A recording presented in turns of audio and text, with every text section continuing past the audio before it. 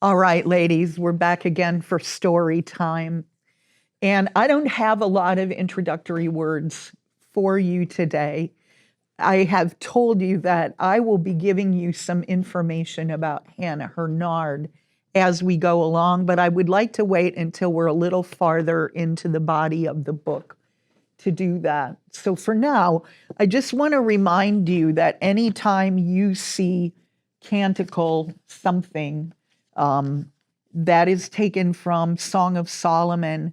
And I really recommend that you go to the scripture and read those passages. And in fact, up to this point, anything that's been included is within the first 4 chapters of Song of Solomon. It would be a great idea to read through those, get a sense of the flow of the work. But in general, the shepherd here is the one who is in the role of the lover, and Much Afraid really is the one in the role of the beloved, which is exactly where you and I all sit. So I don't want you to miss the richness that's there in the incorporation of the scripture.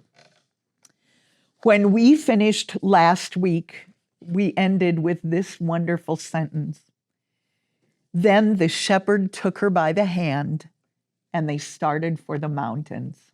Man, what a great cliffhanger place. So that's where we begin this week. This is chapter 4. We'll do chapters 4 and 5 today. It was early morning of a beautiful day. The valley lay as though still asleep, and the only sounds were the joyful laughter of the running streams and the gay little songs of the birds. The dew sparkled on the grass, and the wild flowers glowed like little jewels. Especially lovely were the wild anemones, purple, pink, and scarlet, which dotted the pastures everywhere, thrusting their beautiful little faces up through the straggling thorns. Sometimes the shepherd and Much Afraid walked over patches of thousands of tiny little pink or mauve blossoms, each minutely small and yet all together forming a brilliant carpet, far richer than any seen in a king's palace.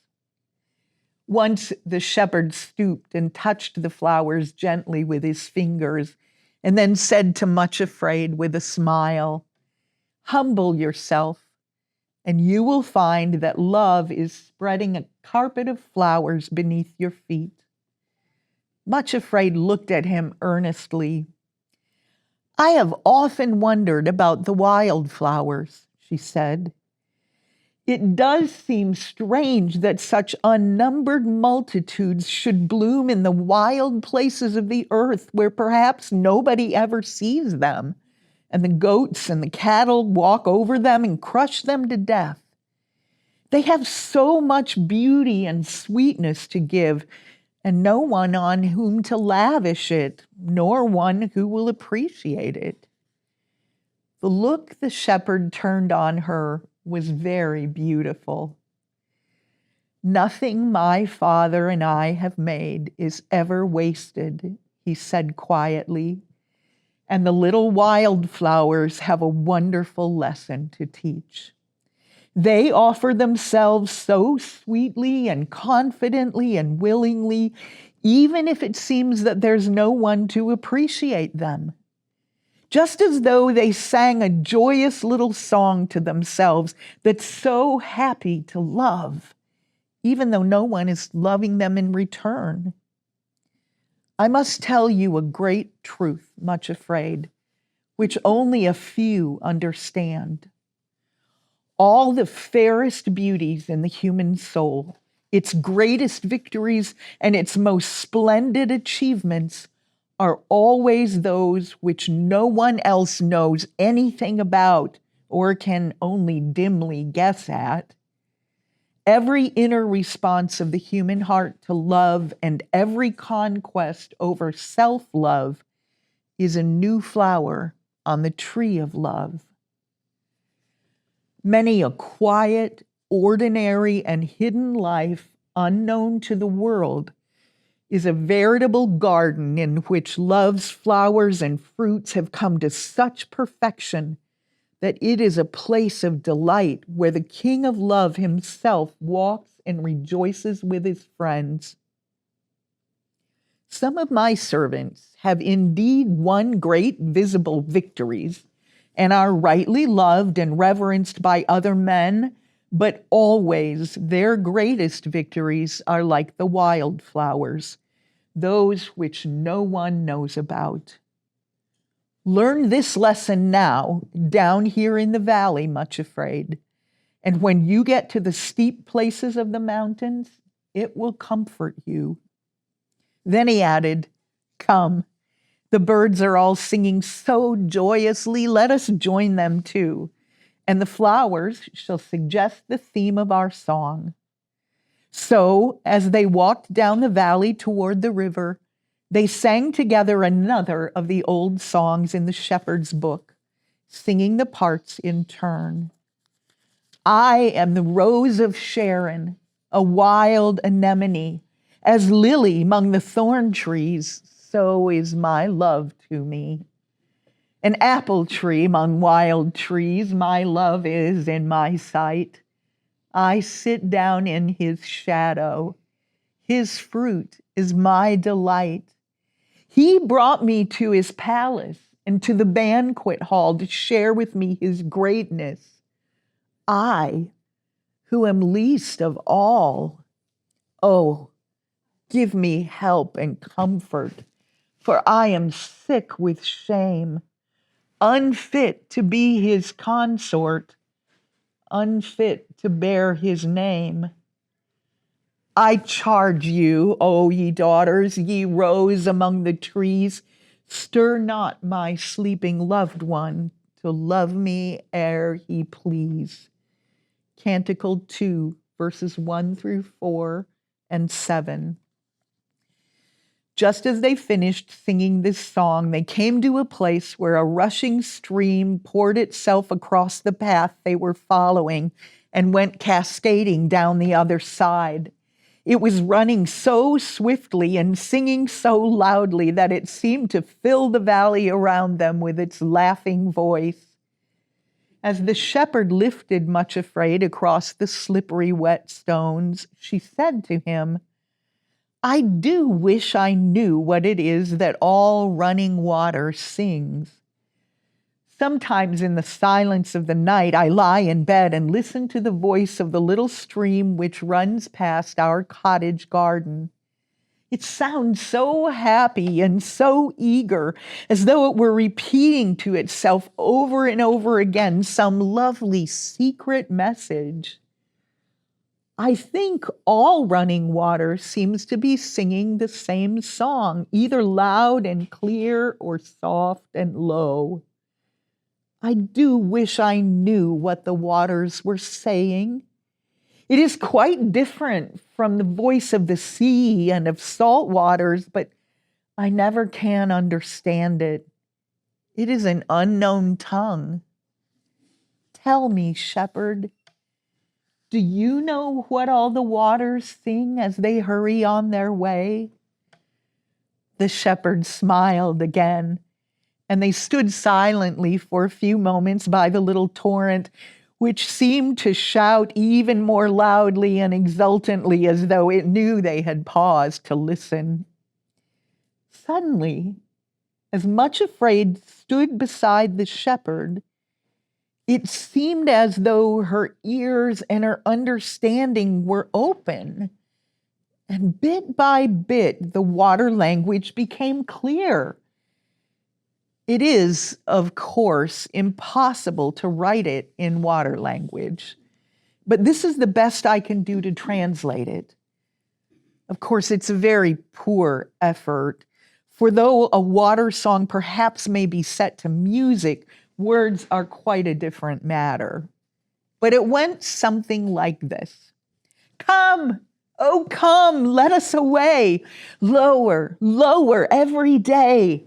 Oh, what joy it is to race down to find the lowest place. This, the dearest law we know, it is happy to go low. sweetest urge and sweetest will, let us go down lower still. Hear the summons night and day, calling us to come away from the height. We leap and flow to the valleys down below, always answering to the call to the lowest place of all. Sweetest urge and sweetest pain, to go low and rise again. That is very puzzling, said Much Afraid, after she had listened for a little and found that this was the refrain repeated over and over again, though with 1,000 variations of little trills and murmurs and bubbles and splashing sighs. Let us go down lower still, the water seems to be singing so gladly, because it's hurrying to go down to the lowest place, and yet you are calling me to the highest place. What does that mean?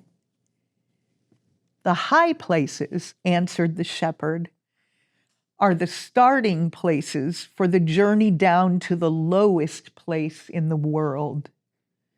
When you have hinds feet and can go leaping on the mountains and skipping on the hills, you will be able, as I am, to run down from the heights in gladdest self-giving and then go up to the mountains again. You will be able to mount to the high places swifter than eagles, for it is only up on the high places of love that anyone can receive the power to pour themselves down in an utter abandonment of self-giving. This saying seemed very mysterious and strange. But now that her ears had been opened to understand the water song, she heard it repeated over and over again by all the little streams which crossed their pathway or ran beside it. And it seemed, too, that the wildflowers were also singing the same sort of song, only in yet another language, a color language, which, like the water tongue, could only be understood by the heart and not by the mind. They seemed to have a little chorus all their own, which thousands upon thousands of them were singing in different color notes. This is the law by which we live. It is so sweet to give and give. And after that, it seemed to Much Afraid that all the little birds were chirping and trilling and lilting a tiny theme song also, with unnumbered variations, but still with one chorus breaking in all the time. This is the joy of all winged life above.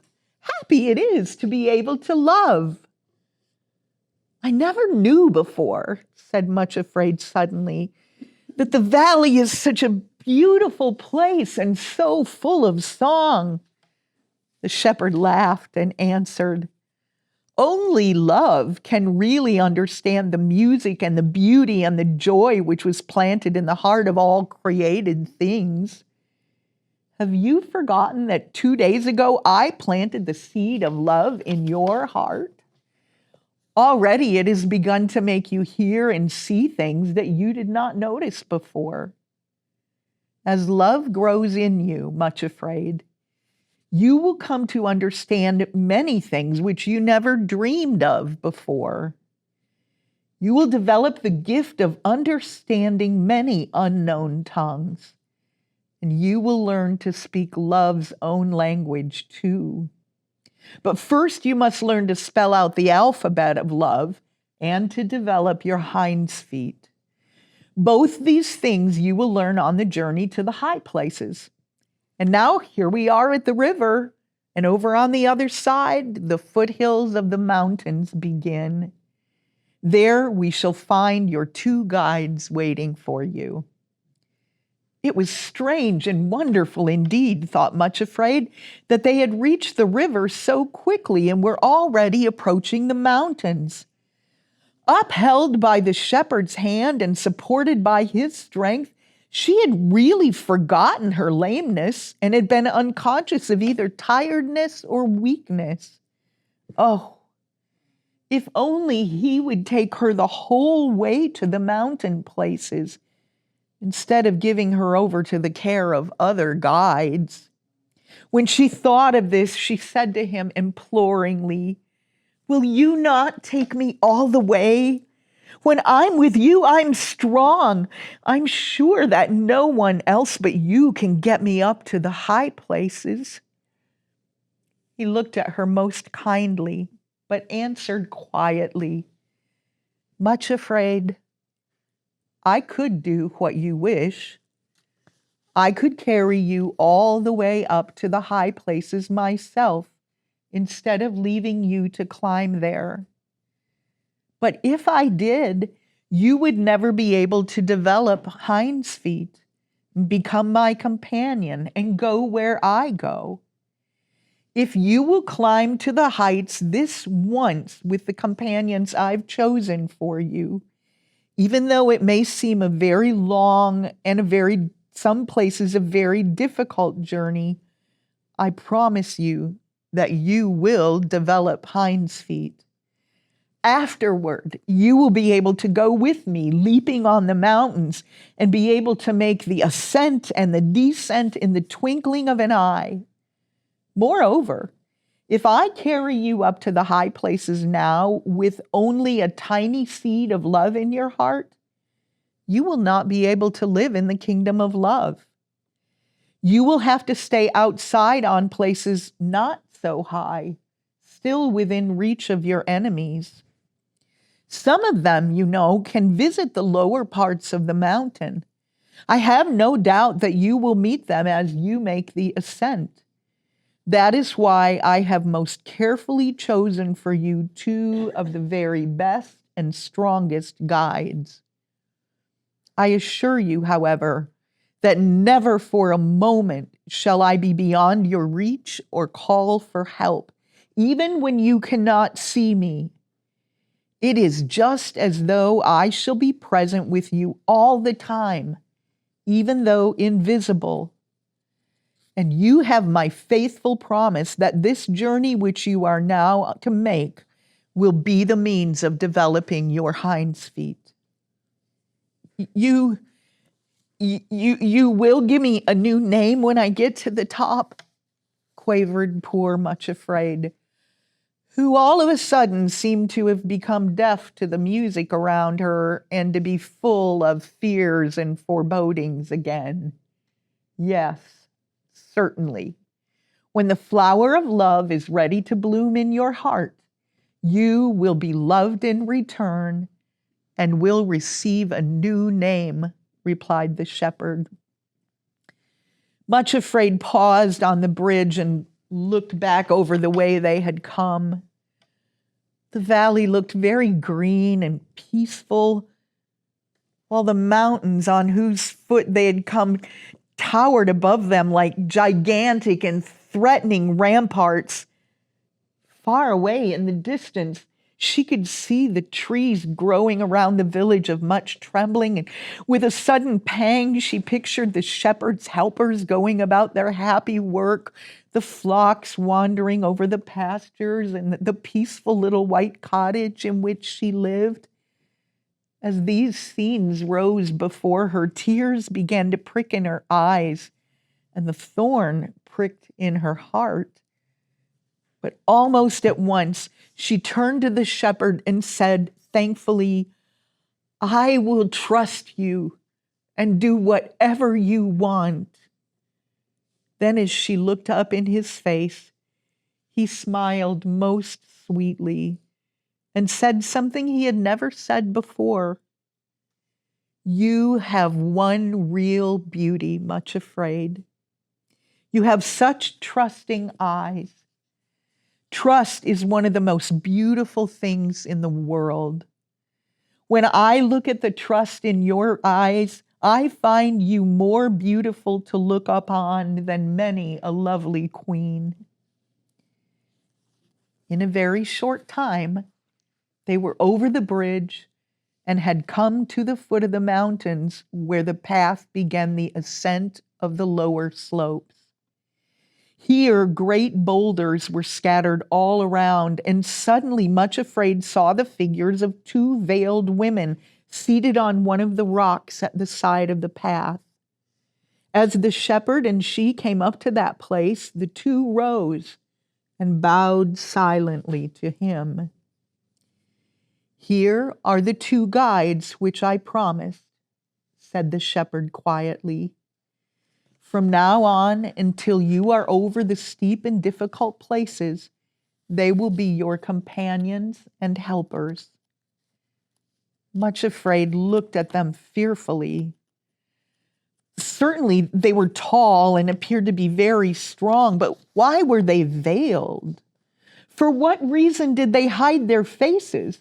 The longer and closer she looked at them, the more she began to dread them. They were so silent, so strong, so mysterious. Why did they not speak? Why give her no friendly word of greeting? "Who are they?" she whispered to the shepherd.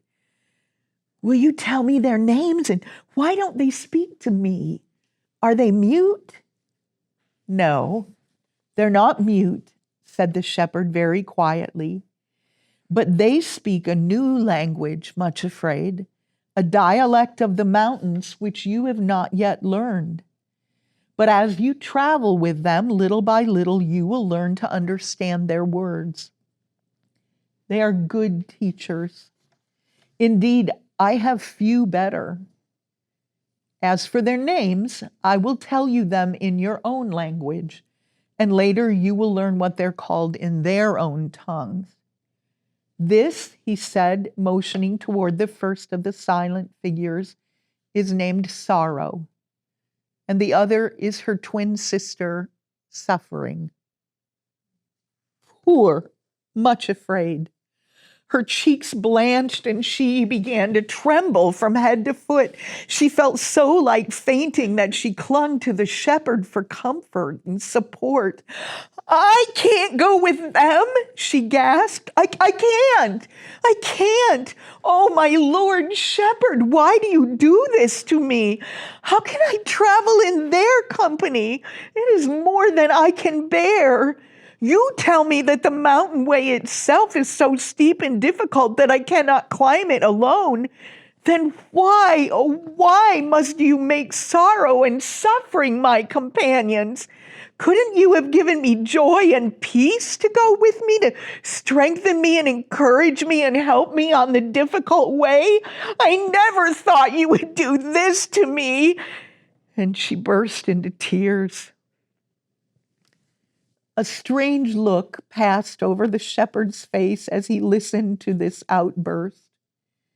Then, looking at the veiled figures as he spoke, he answered very gently, "Joy and peace. Are those the companions you would choose for yourself?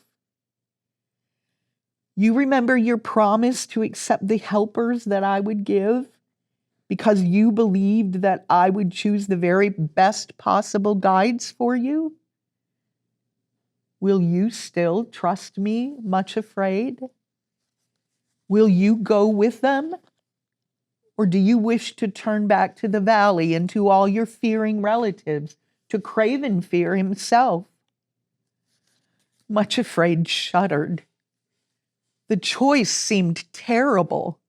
Fear she knew only too well, but Sorrow and Suffering had always seemed to her the two most terrifying things which she could encounter. How could she go with them and abandon herself to their power and control? It was impossible. Then she looked at the shepherd and suddenly knew she could not doubt him, could not possibly turn back from following him. That if she were unfit and unable to love anyone else in the world, yet in her trembling, miserable little heart, she did love him. Even if he asked the impossible, she could not refuse. She looked at him piteously and then said, "Do I wish to turn back? O shepherd, to whom should I go?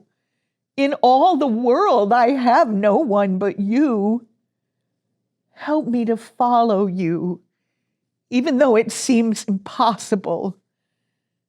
Help me to trust you as much as I long to love you. As he heard these words, the shepherd suddenly lifted his head and laughed, a laugh full of exultation and triumph and delight. It echoed around the rocky walls of the little canyon in which they stood until for a moment or two it seemed as though the whole mountain range was laughing with them.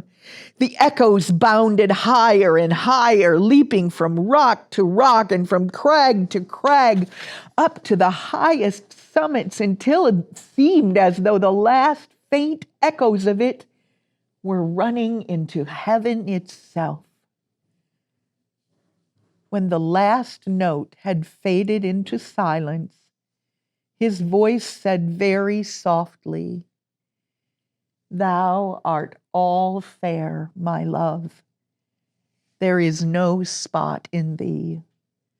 Canticle 4, verse 7. Then he added, "Fear not, much afraid. Only believe. I promise you that you shall not be put to shame. Go with sorrow and suffering, and if you cannot welcome them now, when you come to the difficult places where you cannot manage alone, put your hands in theirs confidently, and they will take you exactly where I want you to go."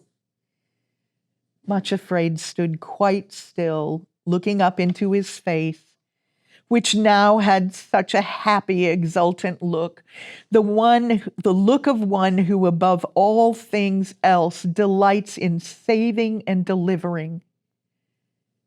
In her heart, the words of a hymn, written by another of the shepherd's followers, began to run through her mind, and she started to sing softly and sweetly. Let sorrow do its work, send grief or pain. Sweet are thy messengers, sweet their refrain. If they but work in me more love, O Christ, to thee, more love to thee, more love to thee. Others have gone this way before me, she thought, and they could even sing about it afterward. Will he who is so strong and gentle be less faithful and gracious to me, weak and cowardly though I am, when it's so obvious that the thing he delights in most of all is to deliver his followers from all their fears and take them to the high places?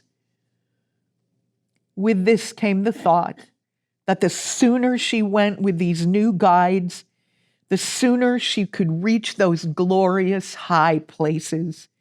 She stepped forward, looking at the two veiled figures, and said with a courage which she had never felt before, "I will go with you. Please lead the way." Even then, she could not bring herself to put out her hands to grasp theirs. The shepherd laughed again and then said clearly, "My peace I leave with you. My joy be fulfilled in you. Remember that I pledge myself to bring you to the high places at the top of these mountains, and that you shall not be put to shame. And now, till the day break and the shadows flee away, I will be like a roe or a young hart on the mountains." Canticle 2, verse 17. And then, before Much Afraid could realize what was happening, he had leaped onto a great rock at the side of the path, and there from there to another and to yet another, swifter almost than her eyes could follow his movements. He was leaping up the mountain, springing from height to height, going on before them until in a moment or two he was lost from sight. When they could see him no longer, Much Afraid and her two companions began to ascend the foothills. It would have been a curious sight had there been anyone to watch, as Much Afraid started on her journey, limping toward the high places, shrinking as far as possible from the two veiled figures beside her, and pretending not to see their proffered hands. But there was no one there to see. For if there is one thing more certain than another, it is that the development of Hinds Feet is a secret progress demanding that there should be no onlookers. From the very beginning, the way up the mountains proved to be much steeper than anything Much Afraid had supposed herself capable of tackling, and it was not very long before she was forced to seek the help of her companions. Each time she shrinkingly took hold of the hand of either sorrow or suffering, a pang went through her. But once their hands were grasped, she found they had amazing strength and seemed able to pull and even lift her upwards and over places which she would have considered utterly impossible to reach. Indeed, without their aid, they would have been impossible, even for a strong and sure-footed person. It was not very long, too, before she began to realize how much she needed their help in another way. For it was not only the steepness of the climb and her own lameness and weakness which made the journey difficult. To her surprise and distress, she found there were enemies to meet on the way, who would certainly have succeeded in making her turn back had she been alone. To explain this, we must now go back to the Valley of Humiliation and see what was happening there. Great was the wrath and consternation of the whole fearing clan when it was discovered that Much Afraid had made her escape from the valley and had actually gone off to the mountains in the company of the shepherd, the one they so much hated. So long as she had been just ugly, crippled, and miserable little Much Afraid, her relatives had cared nothing about her. Now they found it quite intolerable that of them all, she alone should be singled out in this way and be taken to live on the high places. Perhaps she would be given service in the palace of the great king himself. Who was much afraid that this should happen to her while the rest of the family drudged away in the Valley of Humiliation? It was not that they wanted to go to the mountains themselves, far be it, but it was intolerable that Much Afraid should do so. So it happened that instead of being a little nobody in the eyes of her relatives, Much Afraid had suddenly become the central figure in their interest and thought. Not only was her own immediate circle of fearing relatives concerned about the matter, but all of her more distant connections as well. Indeed, the whole population of the valley, well, apart from the king's own servants, was angered by her departure and determined that by some means she must be brought back and the hated shepherd be robbed of his success in filching her from them. A great consultation went on between all the more influential relatives, and ways and means discussed by which she could be captured most effectively and be brought back to the valley as a permanent slave. Finally, it was agreed that someone must be sent after her as quickly as possible in order to force her to return. But they could not conceal from themselves that force might prove impossible, as apparently she had put herself under the protection of the great shepherd. Some means, then, would have to be found to beguile her into leaving him of her own free will. How could this be accomplished?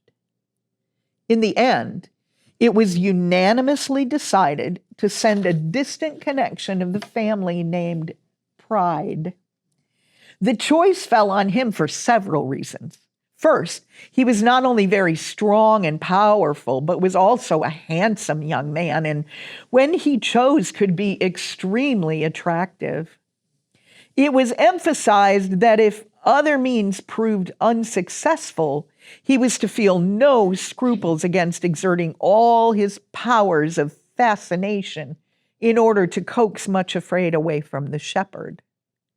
Besides, it was a well-known fact that the young man was by nature far too proud to admit defeat or lack of success in any undertaking, and that there would be no giving up on his part until he accomplished his purpose. As everybody knew, to confess defeat and return without Much Afraid would be the last thing possible to Pride. So when he consented to undertake the task, it was felt that the matter was as good as settled.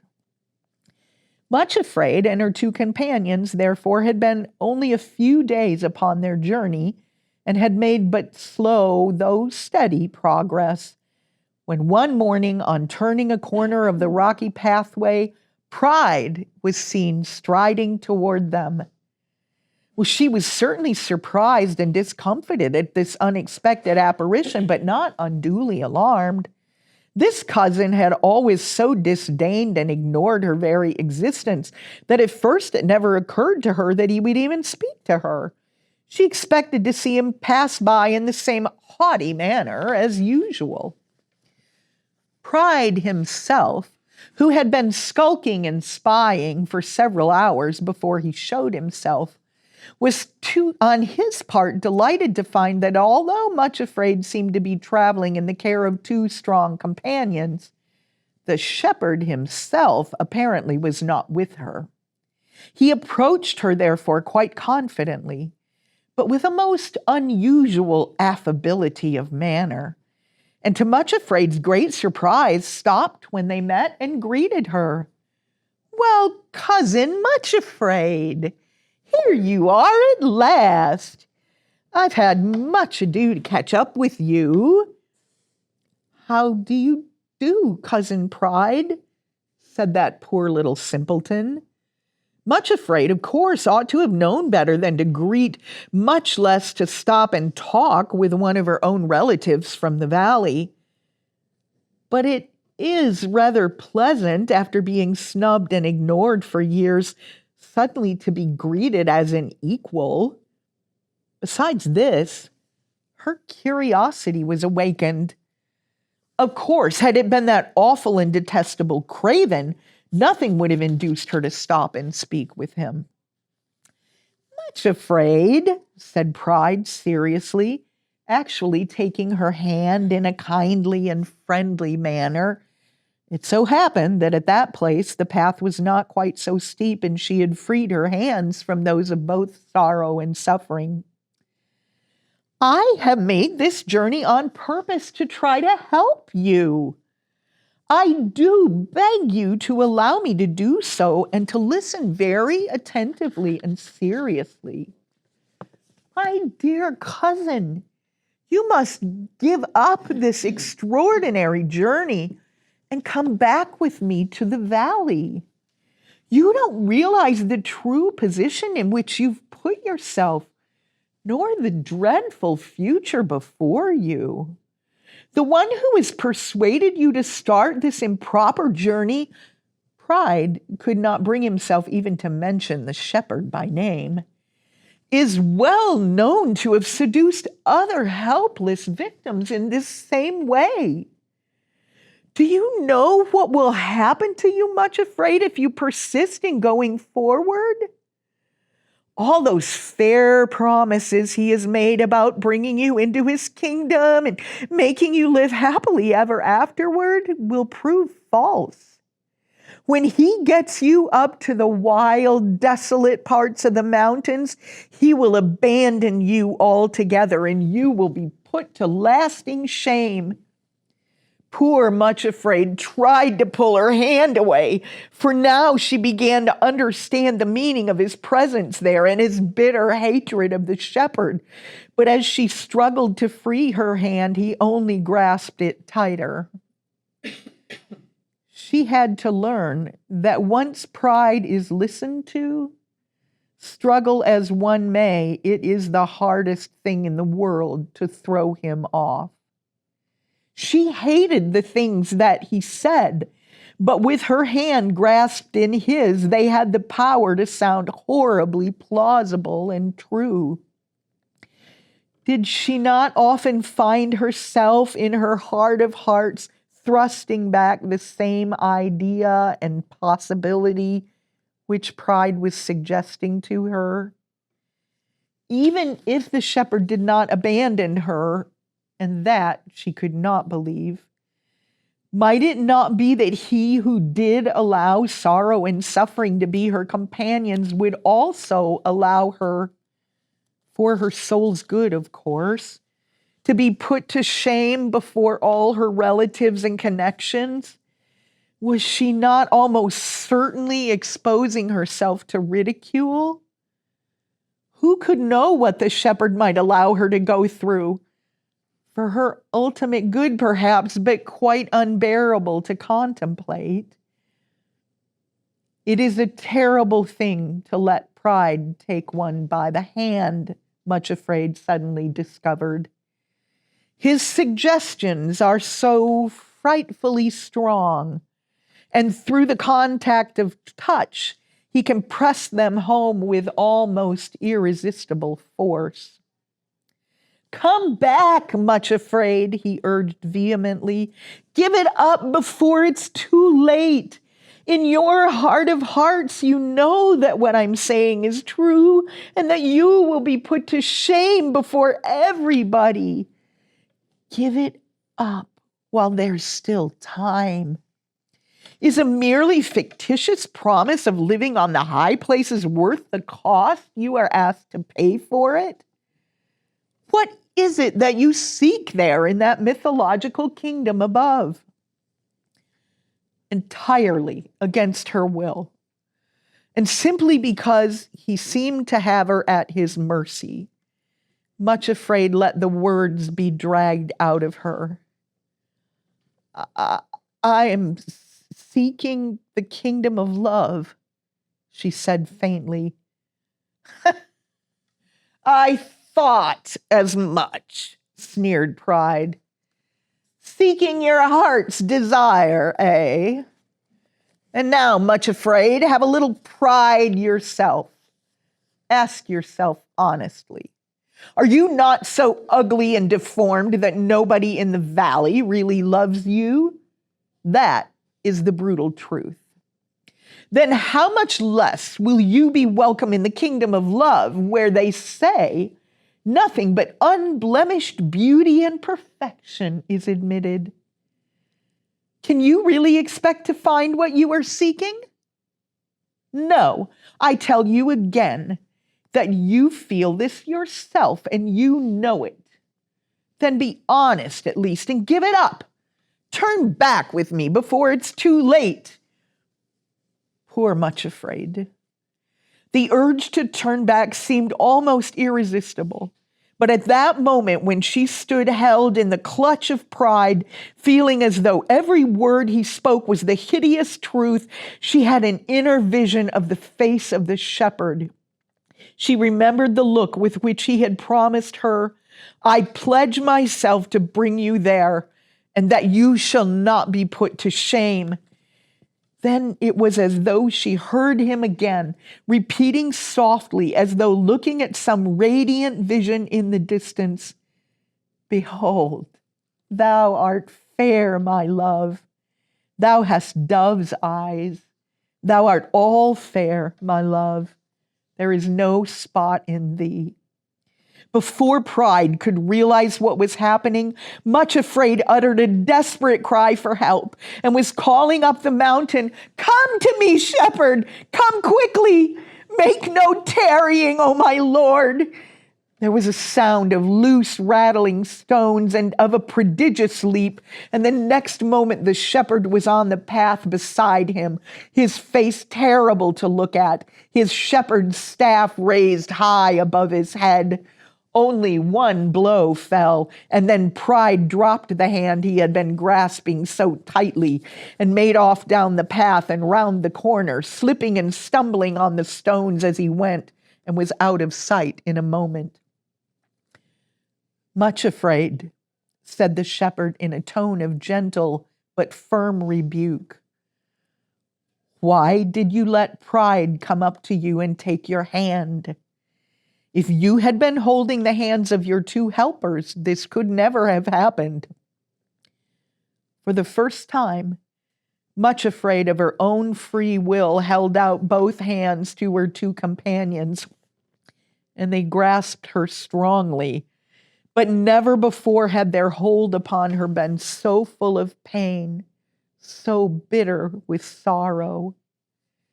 She learned in this way the first important lesson on her journey upward: that if one stops to parley with Pride and listens to his poisonous suggestions, and above all, if he is allowed to lay his grasp upon any part of one, sorrow becomes unspeakably more unbearable afterward, and anguish of heart has bitterness added to it. Moreover, for a while she limped more painfully than ever she had since leaving the valley. Pride had trodden on her feet at the moment she called for help, and left them more lame and sore than ever. The end for today, my friends. All right, guys, thanks for your attention. We'll be back for more Much Afraid next week.